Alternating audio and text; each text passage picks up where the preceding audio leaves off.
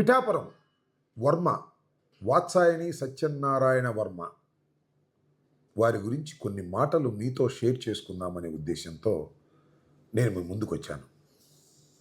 పిఠాపురం అంటే మనకు తొలిగా గుర్తొచ్చేది పవన్ కళ్యాణ్ గారు. పవన్ కళ్యాణ్ గారు అత్యధిక మెజార్టీతో గెలుపొంది శాసనసభలో ప్రవేశించడానికి పిఠాపురం సహకరించింది.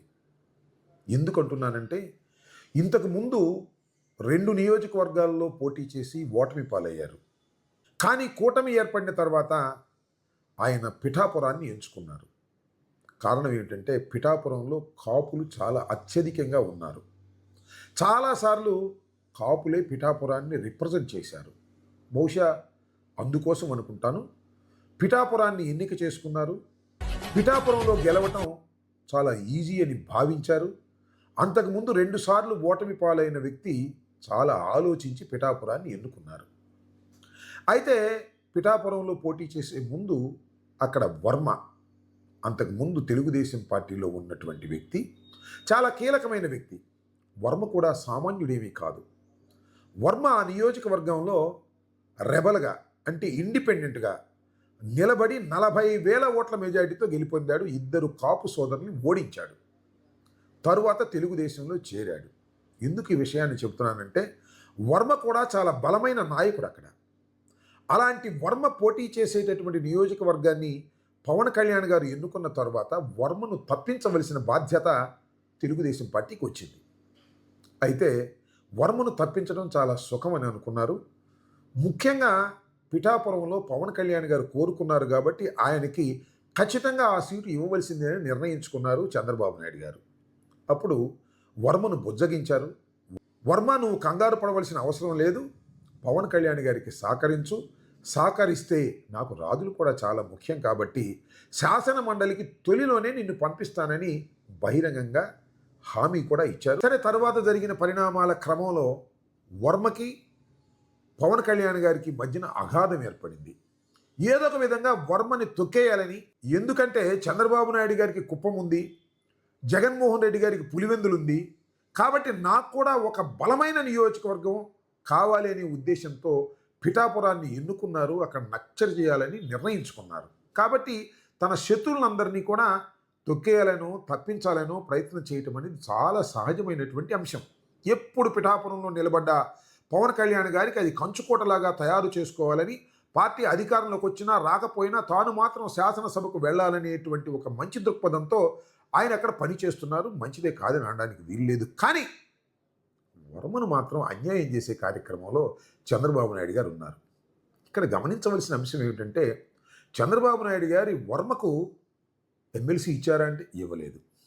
పోనీ ఎమ్మెల్సీ ఇవ్వకపోతే ఇవ్వకపోయారు. బుజ్జగించి మరొక పదవి ఇచ్చారంటే అది కూడా ఇవ్వలేదు.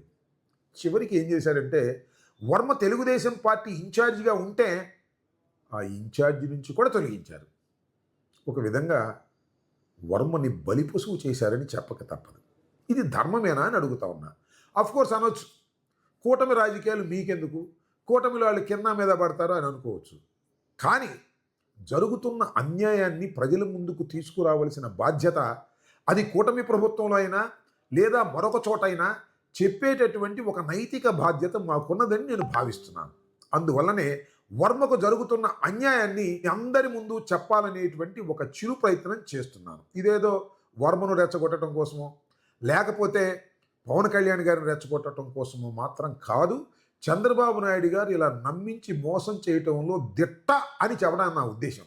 ఇవాళ వర్మ పరిస్థితి ఏంటి పాపం, మీడియాలో మాట్లాడుతూ చంద్రబాబు నాయుడు గారి పేరు కూడా చెప్పలేదు, లోకేష్ గారి పేరు మాత్రమే చెప్పాడు. అంటే లోకేష్ గారు నన్ను పిలిచి మాట్లాడారు, ముందే చెప్పారు కాబట్టి పార్టీ యొక్క నిర్ణయాన్ని శిరసా ఊహించి వెళ్ళిపోతాను అని లేచి చక్కగా వెళ్ళిపోయారు. పార్టీకి కట్టుబడి పనిచేస్తున్నటువంటి వ్యక్తి వర్మ అని మరోసారి నిరూపించుకున్నాడు. సరే, తర్వాత వర్మకి ఏమైనా రాబోయే కాలంలో మంచి పదవి ఇచ్చి బుజ్జగిస్తారా లేకపోతే గాలికి వదిలేస్తారా అనేది వారి నిర్ణయం. ఇవాళ ఇక్కడ నేను మరొకటి చెప్పదలుచుకున్న అంశం ఏంటంటే చంద్రబాబు నాయుడు గారు కాదు, లోకేష్ గారే దీనిలో కీలకమైన పాత్ర వహించారు అనేది చాలా స్పష్టంగా వర్మ నోటితోనే చెప్పడం జరిగింది. అంటే ఆల్మోస్ట్ ఆల్ డిఫాక్టో సీఎంగా లోకేష్ గారు పనిచేస్తున్నారు. ఇది వారికి చాలా ప్రమాదం. చూశాం కదా, స్టాలిన్ కుమారుడు ఏ విధంగా రెచ్చిపోతే స్టాలిన్ సైతం ఓడిపోయినటువంటి సందర్భం. ఇవాళ కూడా మళ్ళీ అదే జరుగుతుందనేది కూడా వాస్తవం.